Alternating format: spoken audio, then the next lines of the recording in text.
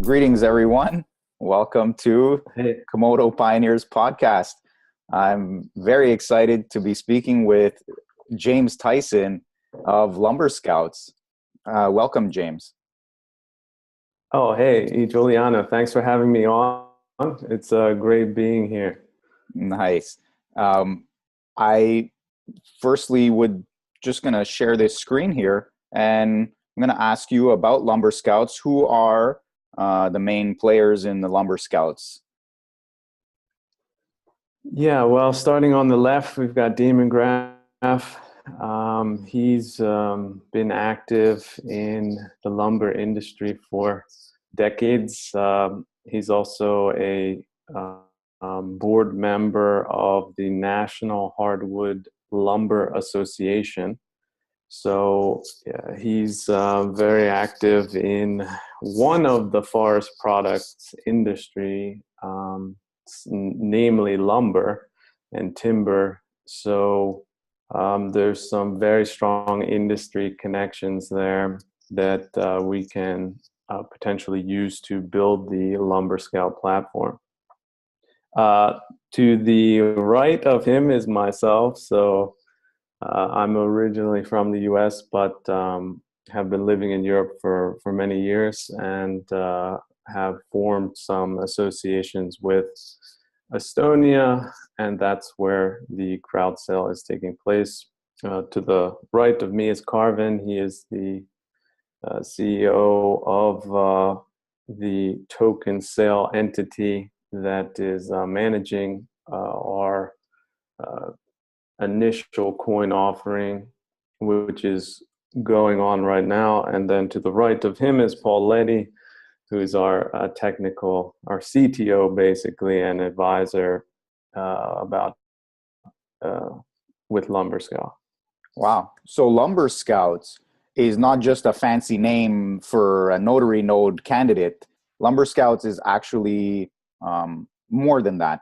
Why don't you mentioned lumber and forestry, and you mentioned an ICO going on. Is that the ERC20 tally token, and how is that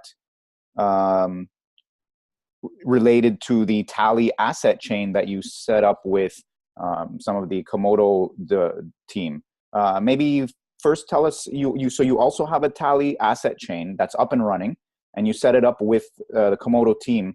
Why did you decide Komodo? Why did you decide to do these parallel chains, I guess you could call it, with the ERC20 token and also a Komodo asset chain? And what was the experience like working with Komodo team to set up the asset chain? Yeah, well, we started out basically looking into the fundraising mechanisms, and ERC20 was pretty established at that time, but there was a lot of different ICOs going on at the time, and there was a new ERC20 coming out every day. So we were looking for other up-and-coming technologies that could more efficiently connect us with potential investors. And that's how we sort of came across Komodo and their asset chains, and also the security aspect, the speed aspect, and the decentralized nature of Komodo sort of brought us into the space. And we did more and more research. We looked into setting up our own chain. In fact, we did.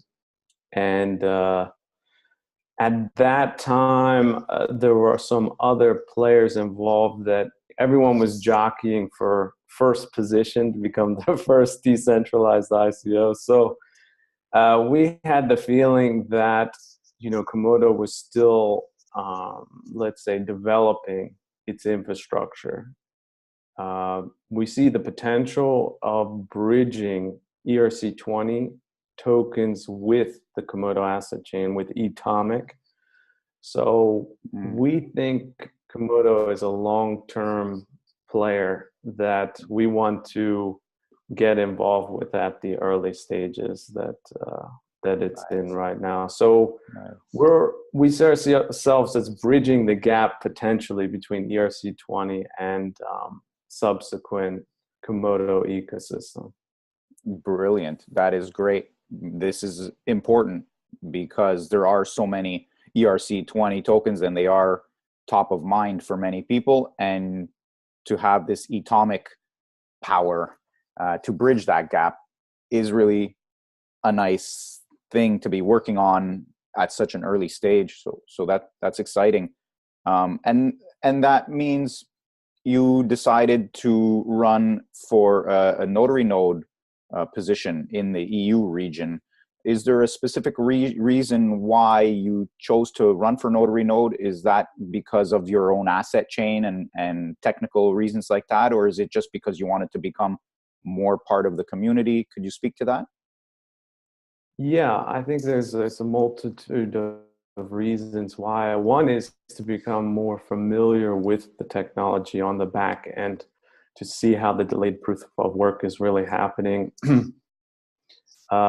We need to be very well informed about how this process takes place so that we can explain it to industry participants, so we can hopefully demysticize how the security system is proving the work that is done by the miners, and how we are coupling to the Bitcoin hash rate and how that whole process takes place. So there's no better, I think, position to be in than to be a notary and to be part of that security process. And one of our pitches is we would have skin in the game at that point. We're onboarding industry people and real industry operations, and for these people, security is very, very important. Mm-hmm. Mm-hmm.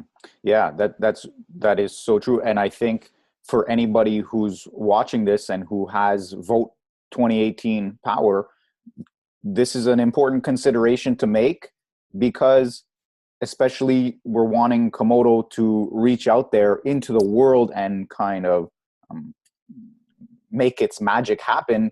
And this is part of it. And therefore, anybody with Vote 2018 power might want to consider this as a significant possibility and a strong implication of where these notary nodes might be going in the future. Before we move on, I'm curious, what was your experience like working with the Komodo team and setting up the asset chain and that sort of a thing? Or was that somebody else on the team who kind of did more of that? No, I also was involved in that. It was great experience working with JL77 CA. Shout out to CA 833, PTYX, Nabob.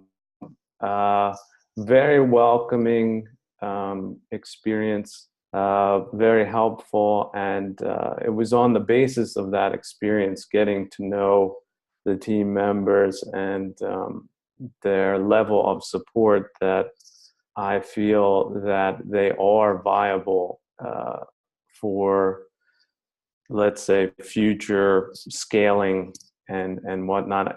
Ethereum is already sort of, off to the races, but Komodo at this stage in the game, with the types of technology that they're developing, it's quite, I think, a good time to try to bridge this gap between industry, technology, and larger players. Cool. And you mentioned possibility. You had mentioned so that you're currently in an ERC20 crowdfunding situation, and you're also considering going the dICO route. Did you want to talk about that briefly? You had mentioned it beforehand about having people early supporters or something like that. Would you like to say anything about that? Yeah. I mean, we're offering Tally right now. For if you go to lumberscout.io, you can purchase them at a discount. That's sort of the reasoning behind an ICO. But after that happens, we will have the tallies that we can put to the exchanges, or perhaps cross-chain them in a dICO type manner. Now, it will be slightly different because we're starting with the ERC20 and would be etomicing them in and out of the Komodo ecosystem. But they can definitely be used in a fundraising capacity on the Komodo platform. Nice. That's cool. I think the more ways that this technology can be played with and experimented with and that sort of thing is better for its advancement and improvement. All right. Well,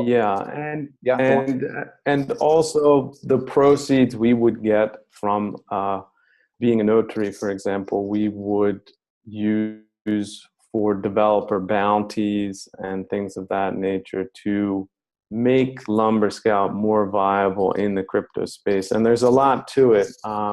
I do encourage people to read the white paper. Me too. For example, tokenizing. Yeah, tokenizing the assets, real assets, certifying forest products. There's a potential there for derivatives. There's the potential down the road for derivatives. Crypto lenders can plug into the platform. So I see it as, okay, it's 5% of gross world product right now, 4 trillion a year. If we can cryptify that industry, basically any industry can be cryptified. Right. Okay. Yeah. I'm sorry for cutting off a little bit there, but I'm super excited, and we'll talk about a couple of things more specifically. We'll see what comes up here.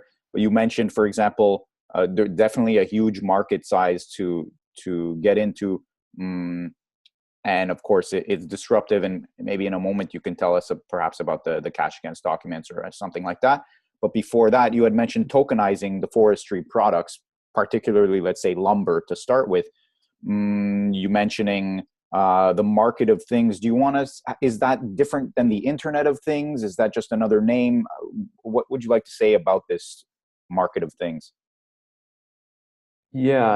I mean, there's a lot of trendy words out there right now, but I think basically what it is this gap between the real world or the Internet of Things and the real world, and we could bridge that by certifying, grading, quantity, and things of that nature. So it almost becomes, at that moment, it becomes a tradable asset or a digitalized asset. And it can be bought and sold as soon as it becomes available, in other words. So I think there's other guys trying to do things like that, like Walton Chain or WTC.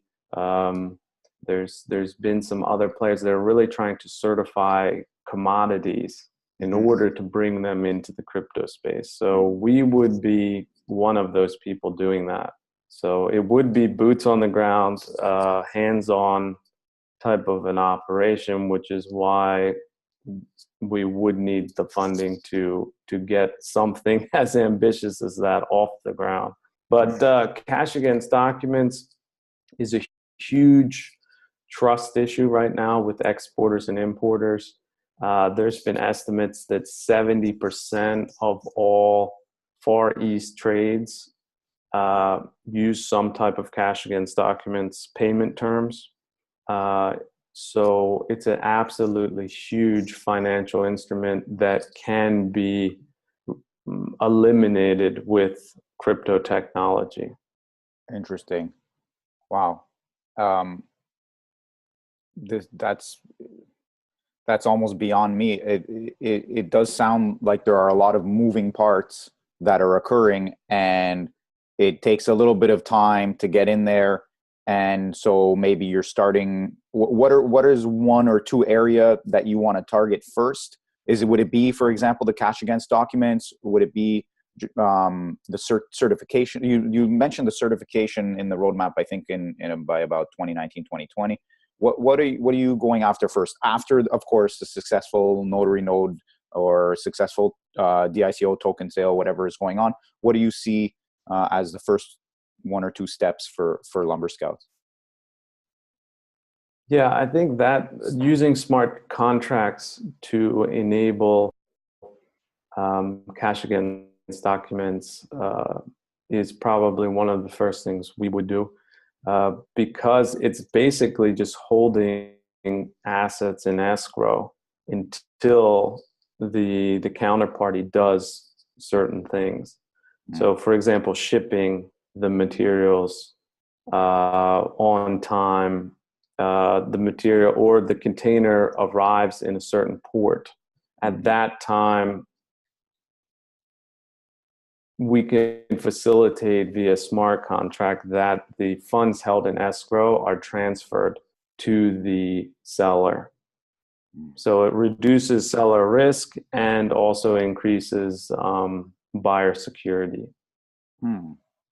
So nice. That, like I said, we have right now 70% of import and export markets in the Far East that could use that technology. Now, our in would be starting with lumber, but ultimately that could be applied to the entire import-export market worldwide.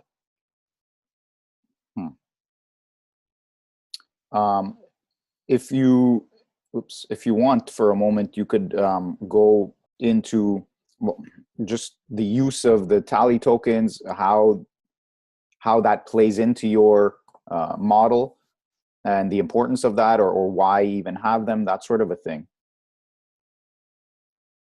Yeah, well, we outlined in the white paper, I think it was 6 potential utility use cases for the tally. If you scroll down a little bit, I'm looking here. I could go back through it, but we are focusing. We want the tally to be a utility token, so that people or participants using the system would be required to have tally to participate in the Lumberscout system, which means potentially they would have to buy tally back from the exchanges in order to use the system, which would incentivize investors to let's say stock up on tally at a reduced rate, or let's say discounted rate, because as tally, let's say, becomes more valuable, there'll be more demand for the services, which will feed into the value of the token. I think that's really what's a problem in crypto space right now, is people are using it as a currency, where things like privacy and other things are very important, but they're not really a utility. They're not allowing, they don't really have a utility other than being a currency. Whereas here with the tally, you're saying it would be facilitating the interactions between the different users of the Lumberscout model, basically. Yeah, well, there would possibly be membership fees that they would have to purchase tally in order to continue using member services. For example, if we are facilitating trade on the platform, they could get access to trade data that we have. Right. which is useful for a lot of market participants. So we would pool the trade data and allow, let's say, premium members to analyze what's really happening on the trading floor. Hmm. And making it, So yeah, like real time data and stuff like that.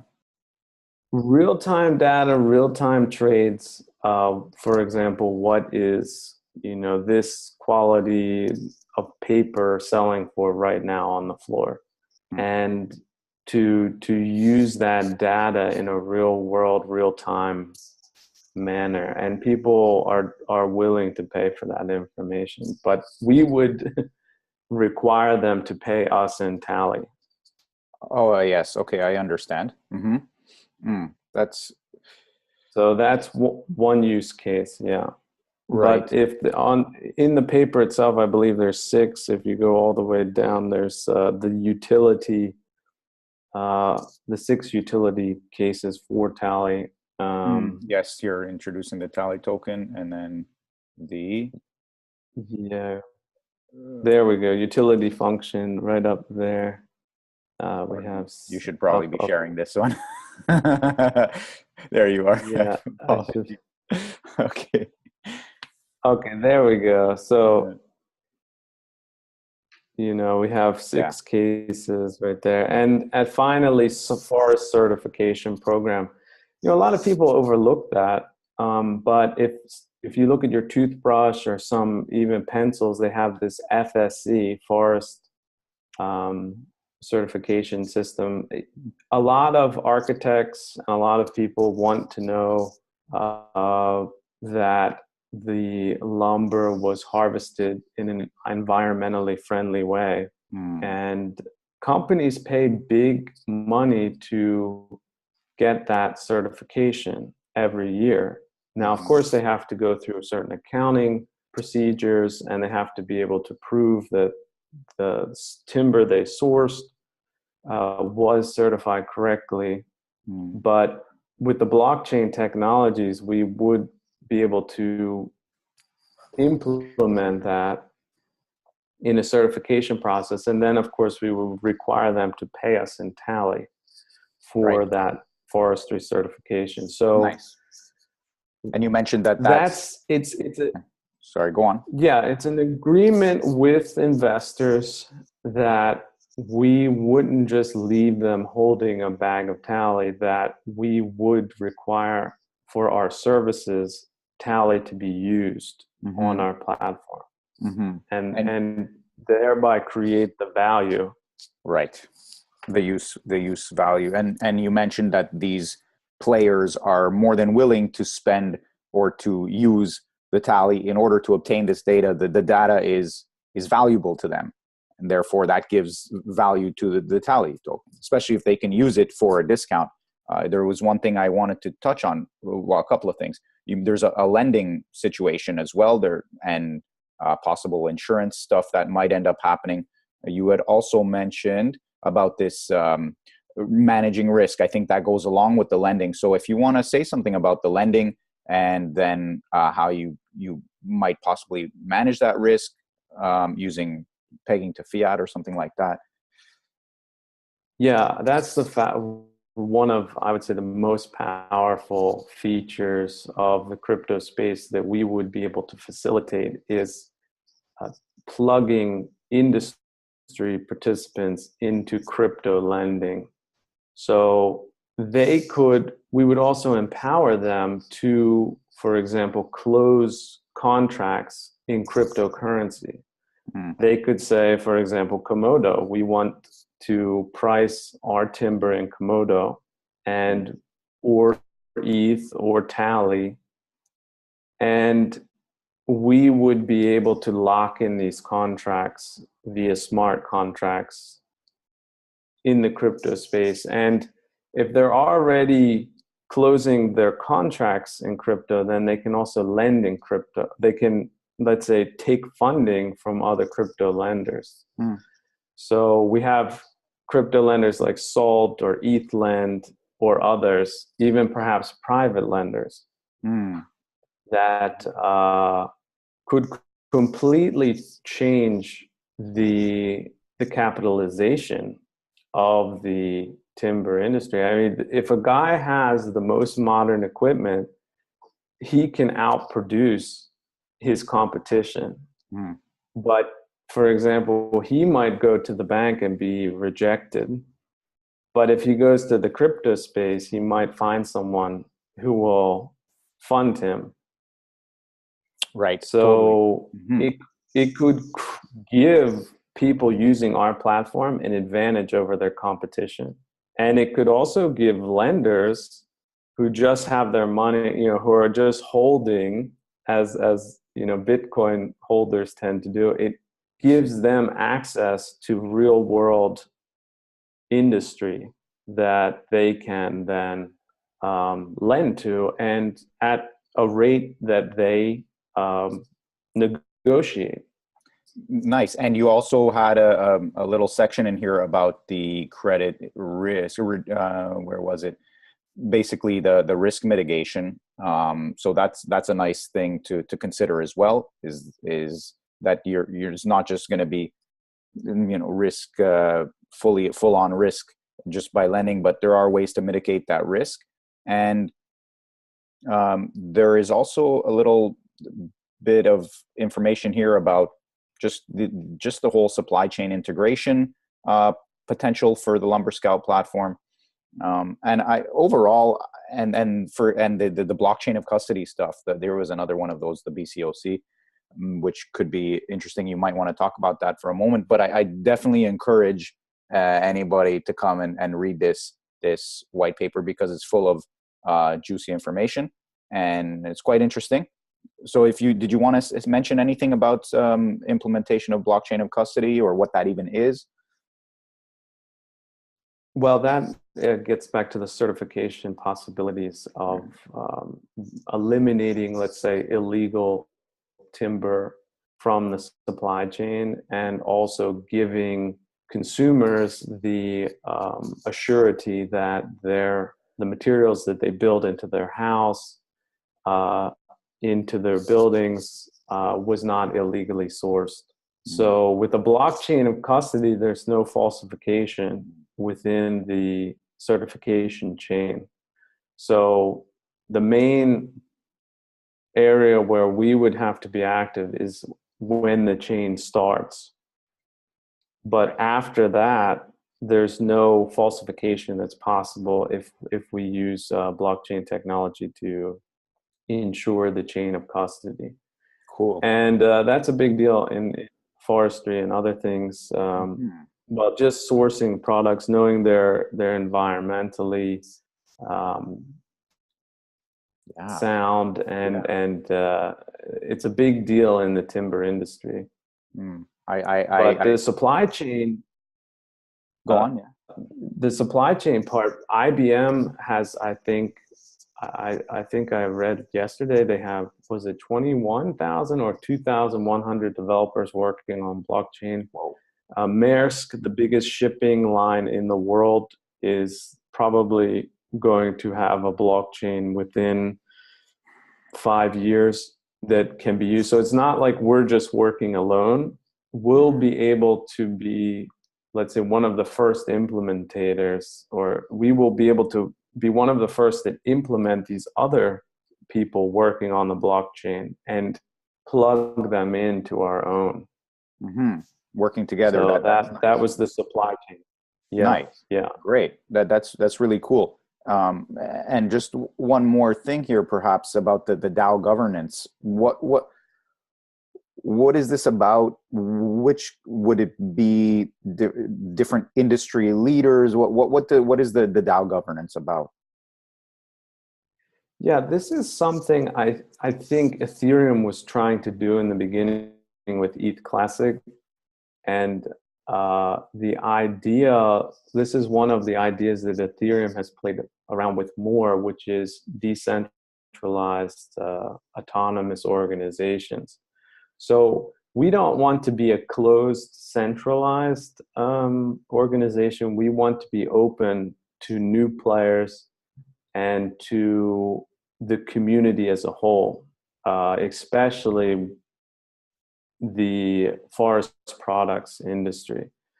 We see that everybody talks about regulation, but if we can form an organization that works together, or let's say discusses environmental issues, discusses regulatory hazards before they become a problem, it can increase efficiency in world markets.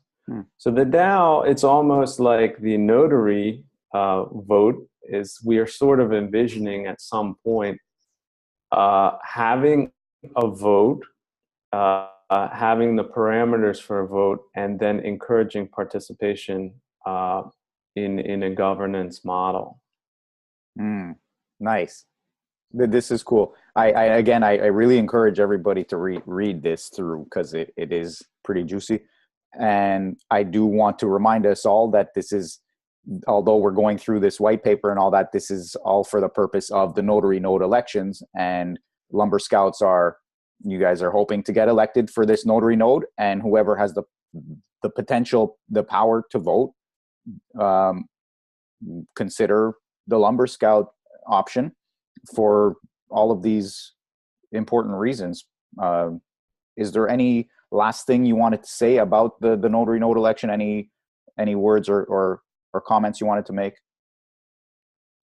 Well, I just want to out to all the guys on Slack. They've been a great help. Also, JL777, Colo, all the guys that have helped make this process so much fun. And yeah, I'll be in the Slack. I'm looking forward to Switzerland. I don't know if I'll make it, but oh, yeah. I heard there's a barbecue. Yeah. And that's right, Neuchâtel, June 22 to 24. Good. All right. Yeah. Well, that's exciting. And if anybody has any questions, they can contact me. I'm on the Slack. I'm open to new ideas. I think we would be good as notaries because we're not too crazy with tech. I mean, we are focused on business, and we can be a strong advocate for the Komodo brand going forward. Nice. Yes. I wish you all the best. Lots of success there. And you mentioned to reach you on Slack. Do you have a specific username that people can reach you? Right now it's just our I'll link it. address. I saw it. You know what? I'll put it in the notes there. I'll just copy it down. Okay. Okay. As cool. Julian, thank you so much. You're doing great work, and I hope to see you later on this summer. Definitely. And maybe further down the line, if you want to get back on and have a chat about what's going on with Lumberscouts, I'm more than willing and happy to talk to you about it. All right. Well, sure. That's about it. Once again, thanks for joining me, and everybody else, thanks for listening and watching, and get out there and vote. And have a good time, everyone. Okay. Take care. Until next time. Bye.